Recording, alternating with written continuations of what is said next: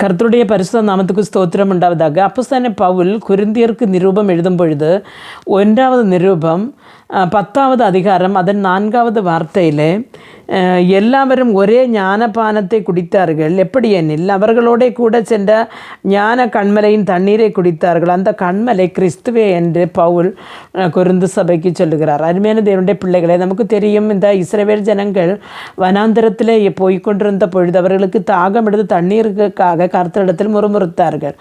அப்பொழுது தேவனாய் கர்த்தர் சொன்னார், நான் கண்மலையின் மேல் நிற்பேன், நீ அதை உன் கையில் இருக்கிற கோலால் அடி, அப்பொழுது ஜனங்களுக்கு தண்ணீர் கிடைக்கும் அப்படின்னு சொன்னார். அப்படி அடித்த போது தண்ணீரும் வந்தது.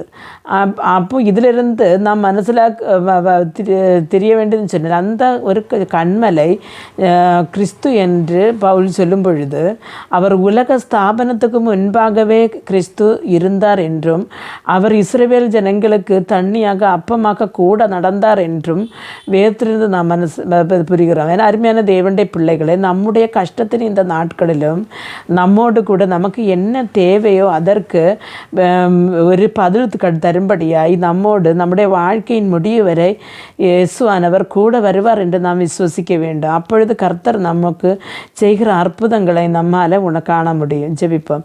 எங்களை மிகவும் அன்பாக நேசித்து வழிநடத்துகிற நல்ல தகப்பனே, எங்களுக்கு ஞான கண்மலையாய் நீ இருக்கிறது நினைக்கும் போது எங்களுக்கு ஆண்டவரே உம்மை நன்றியால் துதிக்கிறோம். ஆண்டவரே, எங்களுடைய வாழ்நாள் முழுவதும் ஆண்டு இஸ்ரவேல் ஜனங்களோடு கூட நடந்தது போல எங்களோடும் கூட நடந்து எங்கள் தேவைகளை சந்தித்து எங்களை பலப்படுத்தி வழி நடத்துங்க. இயேசு கிறிஸ்துவின் நாமத்தில் ஜெபிக்கும் போது ஜெபத்தை கீழே பதில் தான் அறிஞ்சுள்ள தகப்பனே. ஆமென்.